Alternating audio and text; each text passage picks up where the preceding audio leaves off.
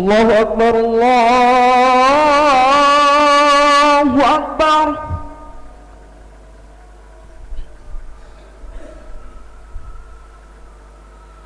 Allahu Akbar,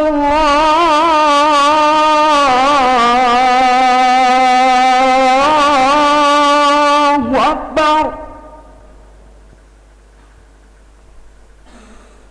Hayya 'alas salat.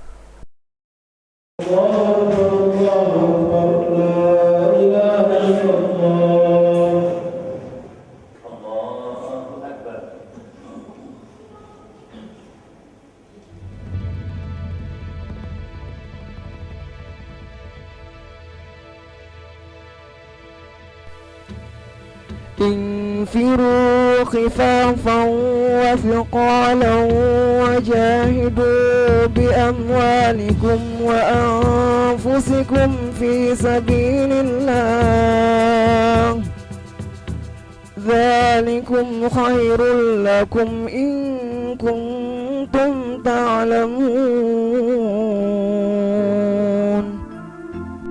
Berangkatlah kamu baik dalam keadaan merasa ringan maupun berat, dan berjihadlah kamu dengan harta dan dirimu di jalan Allah. Yang demikian itu adalah lebih baik bagimu jika kamu mengetahui.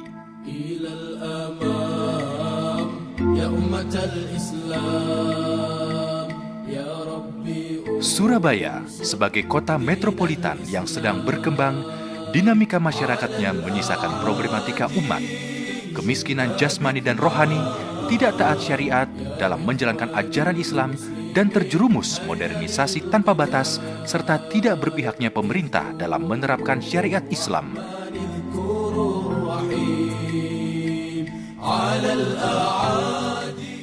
Fenomena yang makin memprihatinkan ini membuat para aktivis mahasiswa Surabaya seperti kalangan HMI atau kelompok kajian Islam lainnya tergugah dan bergerak untuk konsisten mensyiarkan syariat Islam dan fastaqibul khairat dalam berdakwah. Kegiatan keagamaan menjadi sangat dominan dan mewarnai aktivitas mereka. Aktif mengadakan kajian agama Islam di masjid dan mushola kampus mereka masing-masing. Dari UNER, ada kelompok kajian yang dikoordinir Ustadz Abdurrahman. Dari IKIP, Ustadz Hamim Tohari, Ustadz Husnul Khuluq. Dari ITS, Ustadz Umar Abu Khalid, Ustadz Sulaiman. Para aktivis saling berinteraksi, berbagi informasi dan bekerja sama dalam menggencarkan kegiatan dakwah dan menjalin ukhuwah dengan mahasiswa luar Surabaya seperti Malang, Jember, Jogja, Bogor, dan Bandung.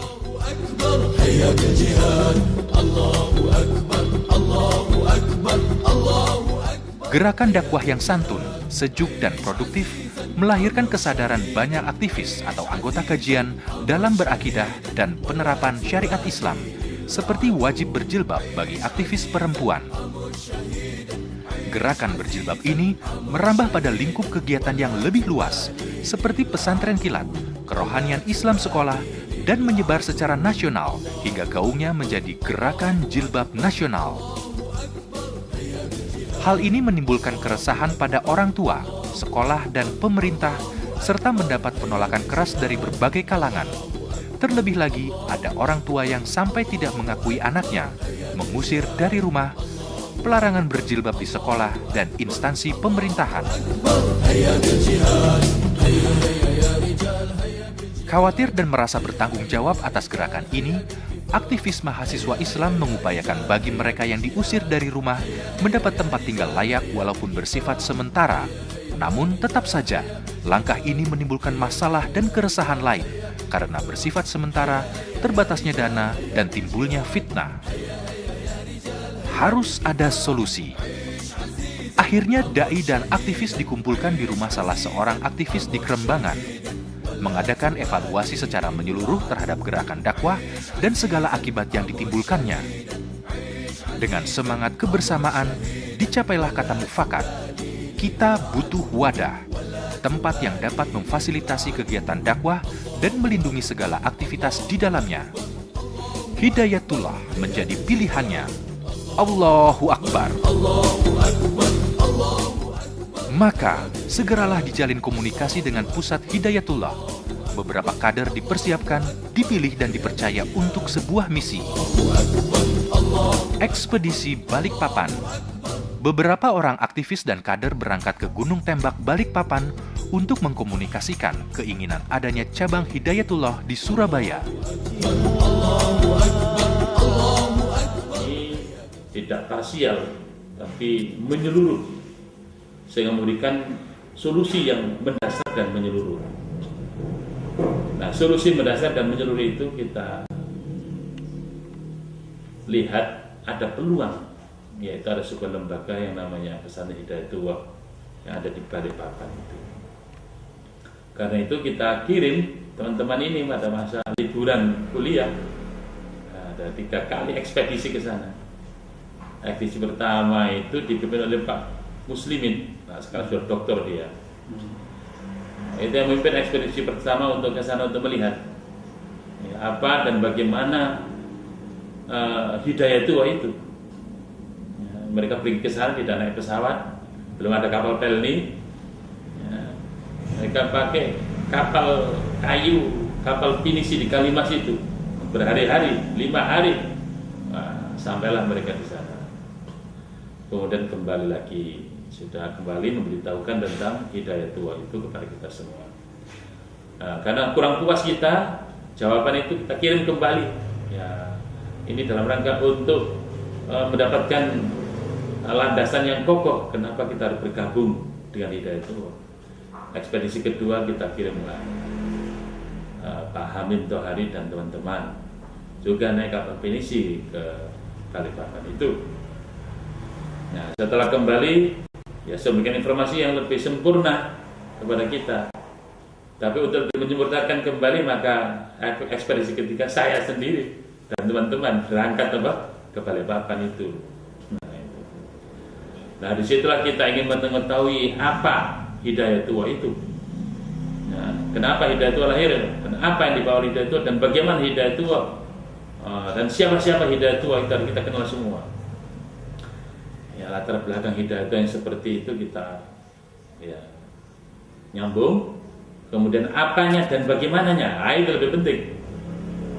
Kalau apanya, saya melihat Hidayatullah kembali kepada Quran dengan manhaj nubuwah sesuai dengan sistematika nuzulnya. Nah, itu adalah bagaimananya. Jadi apanya Al-Quran, bagaimananya adalah sunnah Nabi itu. Wah, itu yang buat kita tertarik. Jadi Al-Quran sesuai dengan sistematika nuzulnya itu sebagai sebuah proses untuk membangun Islam. Nah, itu yang buat kita ini tertarik untuk bergabung di Hidayatullah.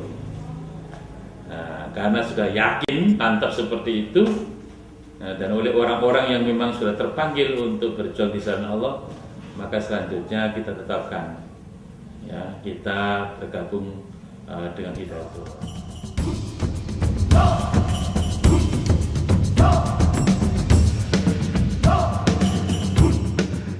Tahap awal dalam penyelenggaraan dakwah adalah mendirikan Lembaga Layanan Umat PPDIK, Pusat Pendidikan Dakwah Islam Keluarga, dengan Ketua Ustadz Husnul Khuluq di Perak Timur, depan Masjid Mujahidin. Kegiatan lembaga ini adalah mengirim tenaga dai dan guru untuk keluarga-keluarga yang membutuhkan bimbingan agama dan pelajaran umum. Mendirikan Baitul Mal yang diketuai oleh Ustadz Umar Abu Khalid. Berdirinya PPDIK menjadi prestasi yang membanggakan pada fase ini. Kemudian, kader Surabaya meminta pendirian cabang Hidayatullah di Surabaya. Dari sinilah Ustadz Abdul Manan dari Balikpapan dikirim ke Surabaya untuk mengkonkretkan, melihat kesungguhan kader, memberi pembekalan visi misi Hidayatullah, dan meresmikan panitia pembangunan pesantren Hidayatullah Surabaya. Misi dakwah itu apa? Nah, disitulah yang mendorong saya untuk membuat Hidayatullah Surabaya sebagai cabang Surabaya. karena itu jaminan personal garanti dari pusat sini. Nah, kalau bukan saya tidak mungkin bisa, karena ini menyangkut masalah kepercayaan dari almarhum Ustadz Nur Said. Dan satu cabang di Hidayatullah seluruh Indonesia, yang cabang dipimpin oleh orang pertama kali bukan dari Gunung Tembak, ya Surabaya itu. Dan berat juga Surabaya adalah cabang jarak jauh. Itu yang harus dihargai ide. Awalnya panitia berjumlah puluhan orang. Seiring berjalannya waktu, menyusut menjadi sekitar 40-an orang. Dan akhirnya tersisa 5 orang. Di antaranya adalah Ustadz Abdul Rahman, Ustadz Hamim Tohari, Ustadz Husnul Huluk, Ustadz Sulaiman, Ustadz Umar Abu Khalid.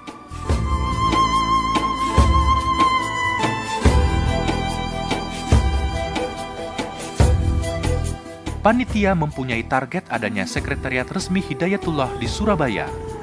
Akhirnya, dengan izin Allah Subhanahu wa Ta'ala, Hidayatullah diminta salah satu dosen ITS untuk mengisi kajian kemahasiswaan di Masjid ITS. Tali asih dari dosen ITS ditambah tabungan salah satu kader dapat kontrakan rumah di daerah Gebang sebagai sekretariat Hidayatullah. 21 April 1987, Hidayatullah mulai memasuki Gebang. Sebagai rasa syukur atas sekretariat baru di Gebang, Hidayatullah mengundang seluruh kader dan santri binaan untuk menghadiri tasyakuran. Banyaknya simpatisan yang datang dan menyatakan bersedia menjadi kader, membuat para kader perintis Hidayatullah optimis bahwa Hidayatullah segera bisa tumbuh dan berkembang. Namun saat kajian berikutnya, hanya menyisakan 11 orang kader dan santri. Di antaranya adalah Ustadz Abdul Rahman, Ustadz Hamim Tohari, Ustadz Husnul Huluk, Ustadz Sulaiman, Ustadz Umar Abu Khalid, Ustadz Abdul Muhaimin, Ustadz Ainur Rafiq, Ustadz Hasan Rofidi, Ustadz Budi Gunawan, Ustadz Rahmat Rahman, dan Ustadz Husaini. Dengan 11 orang yang tersisa tidak menciutkan mental dan tekad para perintis Hidayatullah untuk terus berdakwah. Kajian keagamaan tetap berlangsung di Gebang dan kampus ITS, bahkan merambah ke UNER dan IKIP. Untuk mempererat ukhuwah Islam, pendiri Hidayatullah menjalin silaturahim dengan tokoh ulama dan tokoh pesantren yang ada di Jawa Timur. Pada fase ini, organisasi mulai tertata dengan baik. Dicanangkan 3 program surat Ad-Duha, yaitu Baitul Mal, penyantunan anak yatim, dan dakwah. Semua program dijalankan dengan konsisten, amanah, tepat sasaran, dan istiqomah. Alhamdulillah, Gema dakwah mulai mendapat respon dengan makin banyaknya kader yang bergabung dan masyarakat bersimpati dengan keberadaan Hidayatullah. 3 program surat Ad-Duha berhasil menorehkan prestasi. Pertama, mendirikan lembaga sosial Panti Asuhan Lukman Al-Hakim di Keputih. Kedua, mendirikan lembaga dakwah untuk menggencarkan kegiatan dakwah di masjid-masjid, mengadakan pelatihan da'i dan khotib, kuliah Dinul Islam atau KDI dengan sasaran mahasiswa ITS, UNER, IKIP, membuat buletin Iqra, serta menerbitkan majalah suara Hidayatullah Sahid. Dan ketiga, mendirikan lembaga pemberdayaan umat, pengembangan dan pembinaan masyarakat LPPM bertempat di Jombang dan Panceng, Gresik. Tidak lama berselang, dimulai pembangunan proyek sekretariat di Kapasmadya, hibah tanah dari Bapak Suhadi seluas 1.200 meter persegi. Setahun berikutnya mendapatkan tanah wakaf dari Profesor Sukarjono, pembantu Rektor 1 ITS, seluas 1.250 meter persegi, berlokasi di Kejauhan Putih Tambak, sekarang menjadi kampus integral Hidayatullah. Jadilah Sekretariat Gebang sebagai Center of Excellence bagi kader, perintis, dan santri dalam menyebarkan dakwah. Pada akhir tahun 1989, dimulai penugasan kader pertama ke 6 kota selama 3 bulan untuk melakukan penjajakan kemungkinan dibukanya cabang baru Hidayatullah. Terpilih 6 kader untuk menjalankan misi penugasan daerah. Ustadz Abdullah Azam ke Situbondo, Ustadz Ainur Rafiq ke Jember, Ustadz Nanang Adnan ke Blitar, Ustadz Hamam ke Malang, Ustadz Nur Hadi ke Madura, Ustadz Soleh ke Probolinggo. Saya bergabung di Hidayatullah ini, harapan saya juga mempelajari ilmu agama ya, Nausoro, Balagho, Usul Fikih dan lain sebagainya. Tetapi setelah saya bergabung di Hidayatullah, saya ditugaskan untuk menggali fondasi, untuk buat backing ya di tempat yang kita saksikan ini. Ini adalah musola pertama kali yang dibangun di Kejawan ini. Waktu itu saya dengan Ustaz Samsul Huda, Ustaz Budi Gunawan, Ustaz Abdus Soleh, kita tinggal di bivak di sebelah musola ini. Motivasi dari Ustaz Husaini almarhum, beliau pernah mengatakan bahwa sebetulnya pemilik saham atas diri kita itu sepenuhnya adalah Allah Subhanahu wa Ta'ala. Sehingga apapun yang diinginkan oleh Allah itu adalah yang terbaik. Faman ahsanu qaulan mimman da'a ila Allah. Pekerjaan yang terbaik, ya, karir yang terbaik adalah ketika kita menjadi dai-dai di jalan Allah Subhanahu wa Ta'ala. Selepas dari Situbondo saya dipindahkan ke Jember. Ya, saya menggantikan Ustadz Ainur Rafiq almarhum. Alhamdulillah di Jember ini kita banyak merekrut tenaga-tenaga potensial yang sampai sekarang menjadi penggerak Hidayatullah di berbagai daerah. Waktu itu yang bergabung bersama kita waktu itu adalah Ustadz Arifin yang sekarang tugas di Malang, Ustadz Sunoto Ahmad yang sekarang tugas di Solo, Ustadz Yogi Abdullah di Pare, Ustadz Ferry Indarto yang sekarang di Bali, Ustadz Hasib dan lain-lain sebagainya. Kemudian tahun 91 saya menikah dan ditugaskan di Kupang, Nusa Tenggara Timur dan Timur Timur. Pun kiat-kiat sukses yang pengalaman saya dari bertugas di Hidayatullah kurang lebih 24 tahun ini ya. Yang pertama adalah ikhlas sunniyah. Jadi kita berjuang harus ikhlas karena Allah Ta'ala. Yang kedua adalah qiyamul lail. Ya. Kita tahu bahwa kesuksesan itu semata-mata dari Allah Subhanahu wa Ta'ala. Maka ketika sepertiga malam itulah Allah turun dan mengabulkan setiap doa-doa hambanya. Di sepertiga malam itulah Allah Subhanahu wa Ta'ala menurunkan malaikat untuk menolong hamba-hambanya. Mari kita mulia karena berquran. Kita mulia karena kita mengikut Allah Subhanahu wa Ta'ala. Kita mulia karena kita berada di belakang wahyu sistem. Dari 6 kota, hanya 1 kota yang berhasil membuka cabang, yaitu Situbondo. 5 kota yang lain belum berhasil membuka cabang karena berbagai kondisi dan kejadian di kota tujuan sehingga penugasan harus diakhiri. Suatu saat saya diajak oleh kawan yang sudah masuk di Hidayatullah ini, adik kelas saya yaitu Ustadz Hasan Rofidi ya. Jadi untuk mengikuti acara di Hidayatullah yang ketika itu markasnya di Gebang Lor. Disitulah memang saya mulai tertarik dengan pesantren Hidayatullah yang mana memang mendidik santri atau mendidik personil untuk mandiri, untuk mempunyai jati diri, ya, untuk siap ditugaskan dan sanggup menghadapi suasana apapun, ya, dalam suasana apapun. Yaitu saya bersama 2 teman saya, yaitu Mas Toha dan Mas Prayit, ya, untuk tugas di Pamekasan, Madura. Di sana targetnya adalah untuk mengadakan penjajakan di daerah Pamekasan, ya, terutama juga Pamekasan dan sekitarnya. Nah, kami beraktivitas, kalau sore mengajari anak-anak TPA, lalu juga waktu-waktu yang lain banyak kita gunakan untuk silaturahim. Dan prinsipnya kita penugasan itu istilahnya terjun bebas, ya, terjun bebas, tidak diberi sangu. Misalnya penugasan 1 sampai 2 bulan itu tidak diberi sangu yang signifikan.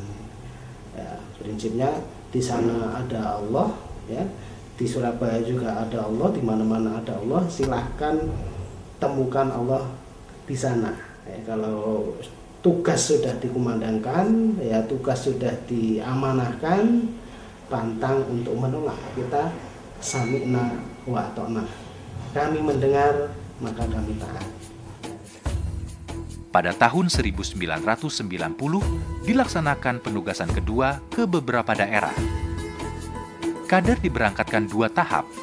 Gelombang 1 ke 4 kota di Jawa Timur. Ustadz Abdul Muhaimin ke Lumajang, Ustadz Nur Hadi ke Jember, dan Ustadz Soleh ke Malang. Ustadz Siswodarto ke Situbondo. Sedangkan gelombang 2 diberangkatkan Ustadz Basuni ke Semarang, Ustadz Martikan ke Jogja, dan Ustadz Khairul Anam ke Banyuwangi. Para ustadz mengemban amanah, tidak boleh pulang sebelum berhasil membuka cabang. Alhamdulillah, tahun 1984 pada waktu itu kami terngiang oleh sebuah ceramah sholat Jumat yang disampaikan oleh Ustadz Abdul Manan yang menggugah semangat jihad. Dari situlah perkenalan awal kami mengadakan silaturahmi di sebuah pondok pesantren yang sempat kaget ternyata di kota Petrodolar Balikpapan pada waktu itu ternyata ada sebuah pondok pesantren di tengah gunung namanya Gunung Tembak, yang pada waktu itu karena posisi kami masih pekerja kasar di sebuah perusahaan, sehingga kami ada mengikuti sistem kajian yang namanya santri kalong, yang pertemuannya adalah setiap malam Jumat, Sabtu, dan Minggu. Teringat kembali setelah pulang ke Jawa, mau kemana setelah kami di training, dididik mengenal sistem pengkaderan yang ada di Pondok Pesantren Hidayatullah. Dari situlah kami terantar mengenalkan diri di sebuah perintisan awal di Pondok Pesantren Hidayatullah Surabaya. Alhamdulillah kami mendapat giliran tugas awal di Probolinggo, ya, di Probolinggo. Targetnya ada 3 bulan. Setelah 3 bulan ternyata belum sampai 3 bulan, 2 bulan berjalan, terjadilah Gunung Kelut meletus. Ya, pada waktu Gunung Kelut meletus itulah semua tim yang ada di daerah ditarik kembali ke Surabaya. Alhamdulillah akhirnya kami taati seluruh perintah yang tidak ada tendensi lain, kecuali karena ini semangat jihad, semangat pengabdian kepada Allah dan ajaran Rasulnya. Nah, dari situ kami akhirnya kembali ke Surabaya, ditugaskan lagi untuk merintis lagi bersama teman-teman ke Malang, mendampingi Ustadz Hamam. Dalam setiap penugasan, tidak mudah untuk membuat para ustadz percaya dan mau berjuang di jalan Allah dengan tulus ikhlas, apalagi jauh dari keluarga. Terlebih lagi, para ustadz ini tidak boleh kembali sebelum berhasil mendirikan cabang di kota yang dituju. Kita ini ketika di kelas, ketika di pondok, kita mendapatkan teori tentang Islam, tapi untuk praktek Islam itu sendiri memang kita harus berinteraksi dengan masyarakat. Kita harus berada di tengah-tengah masyarakat untuk menguji sejauh mana kualitas keislaman kita ini. Jadi kemampuan kita untuk memahami Islam, menerapkan Islam, dan memperjuangkan Islam di tengah-tengah masyarakat itu. Karena itu maka penugasan di daerah ini merupakan sebuah keharusan untuk menyempurnakan akan keberadaan diri kita sebagai muslim itu. Karena itu maka tidak ada alasan untuk menolak atau pilih-pilih tugas yang enak. Ya. So, kalau kita sudah bersyahadat berarti kita sudah memberikan sebuah komitmen, satunya kata dengan perbuatan. Sehingga selama hayat dikandung badannya adalah dalam rangka kesahidan ini, yaitu kesaksian, menyaksikan, menyatakan, membuktikan kebenaran kalimat La ilaha illallah Muhammad Rasulullah itu. Jadi keberangkatannya ke berbagai pelosok daerah itu bukan karena saya, bukan karena lembaga, bukan karena apa-apa dan siapa-siapa, tapi semata karena Allah, karena keyakinannya kepada Allah, ya, karena tugas dalam rangka mengemban amanah Allah di pundaknya itu yang mengantarkan kita ini siap ke daerah kapanpun dan dimanapun.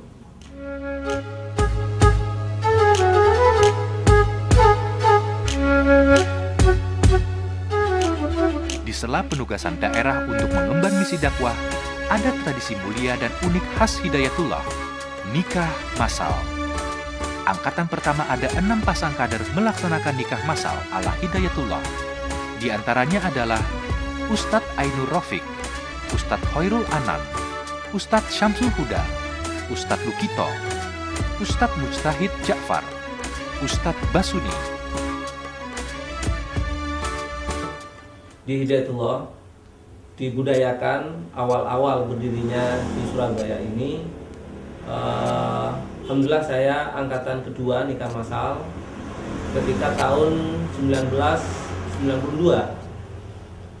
Proses pernikahan itu tidak serta-merta dilaksanakan, tetapi melalui proses yang cukup panjang, terutama masalah komitmen terhadap perjuangan Islam lewat lembaga Hidayatullah, ibadahnya, loyalitasnya, ketaatannya, dan pengorbanannya.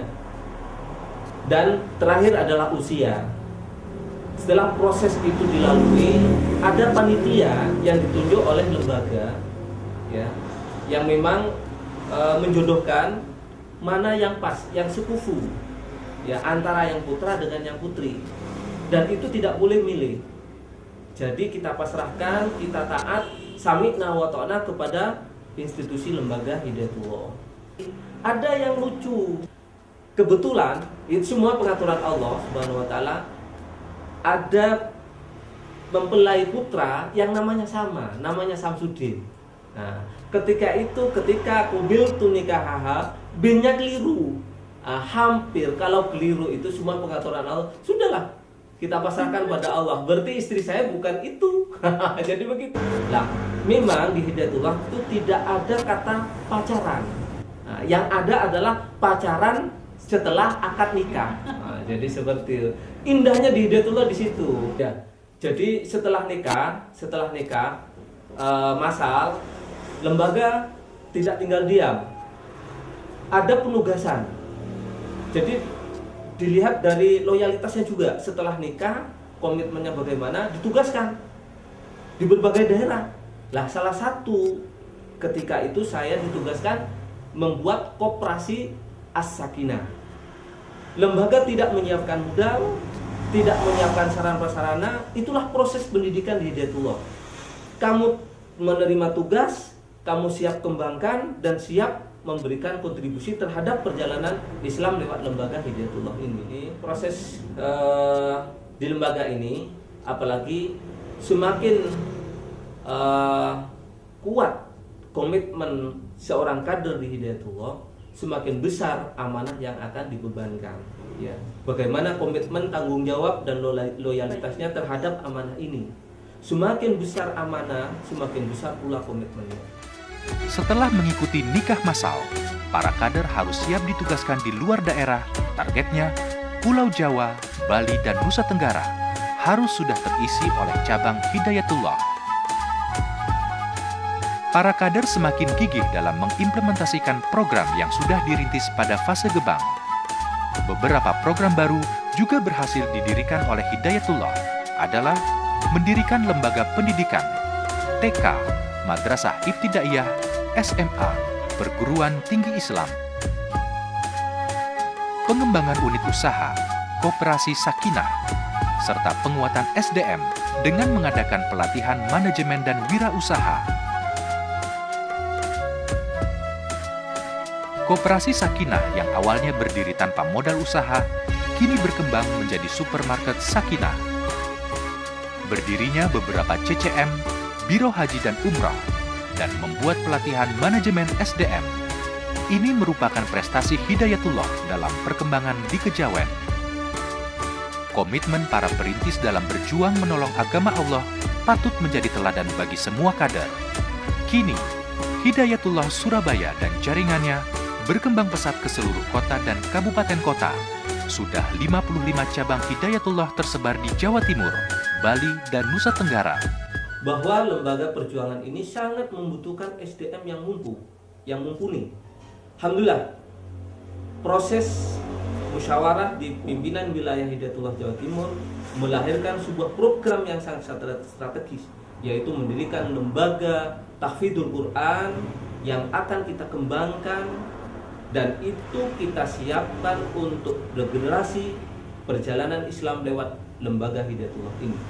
Insya Allah proses di Darul Hijrah pesantren tahfidzul Quran akan melahirkan sosok-sosok generasi perjuangan, sosok-sosok generasi mujahid yang hafal Al-Quran, dan kita persiapkan sebagai pemimpin ke depan Hidayatullah.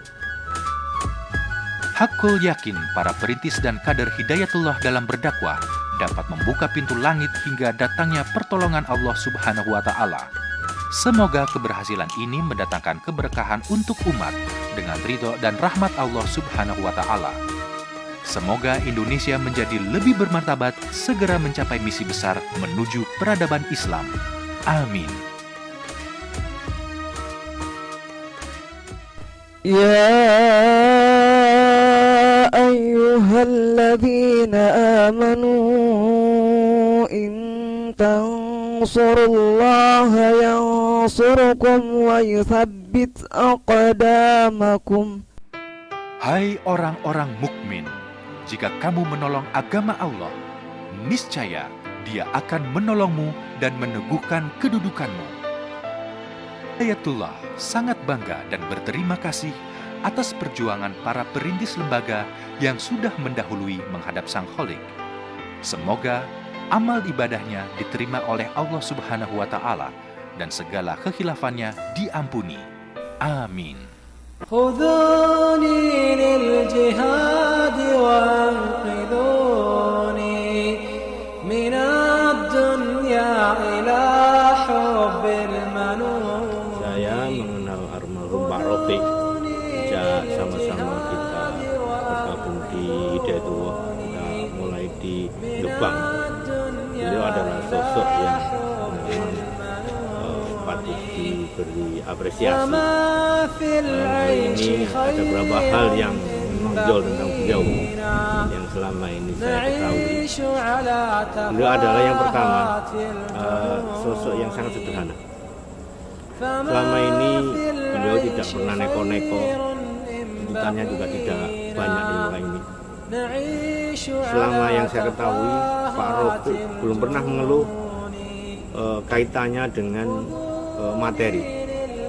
Meskipun beliau ini ditugaskan di daerah yang jauh dan di sana juga kondisinya sangat di bawah standar.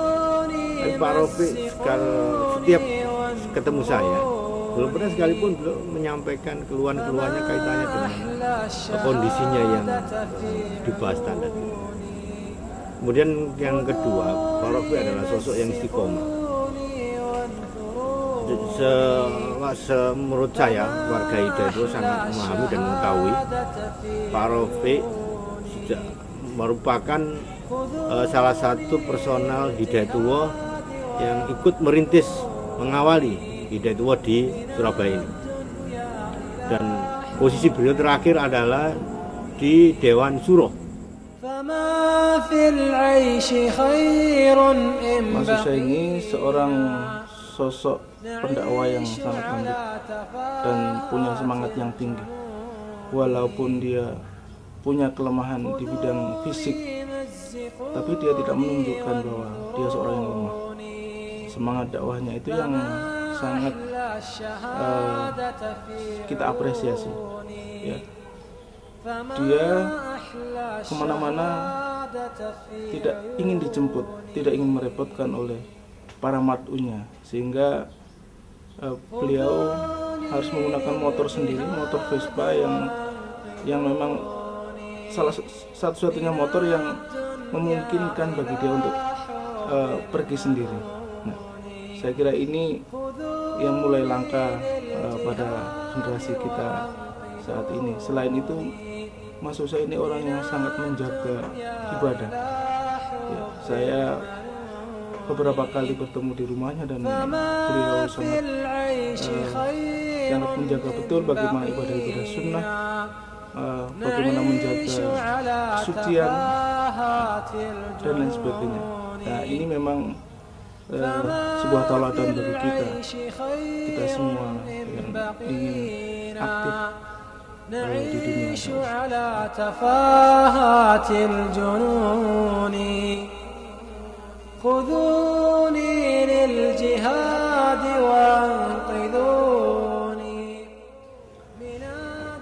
Ada di antara sahabat-sahabat kita yang bersama-sama merintis dan terus berbuat bersama-sama selanjutnya yang telah mendahului kita.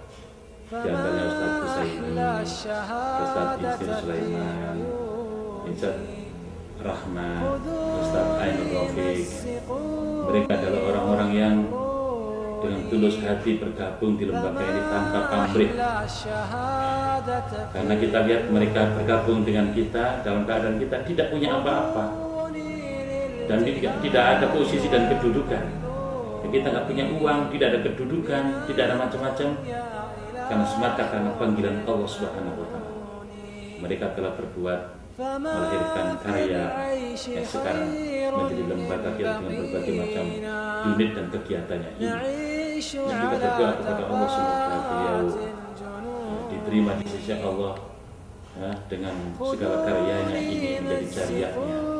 Dan kita yang ditinggalkan ini yang sekarang sedang memangku tugas dan amanah ini, perlu kita sadari ketika kita punya uang, ya kita punya kedudukan dan jabatan, maka jangan karena itu kita berbuat di lembaga ini. Mari kita teruskan perjalanan untuk perjuangan ini dengan penuh ketulusan karena Allah, ya, agar mereka yang telah mendahului kita itu juga ikut juga merasakan senang, nah, bahkan menjadi jariah sepanjang masa. Dan kita juga begitu, tidak hanya sekedar dunia yang kita cari, tetapi betul-betul seperti mereka, bahwa mereka telah menggadaikan dunianya untuk akhiratnya. Semoga kita juga seperti itu. Let's say thank you Allah for blessing us with good life in this world, and inshallah hereafter. The sky is clear, the air is clean, the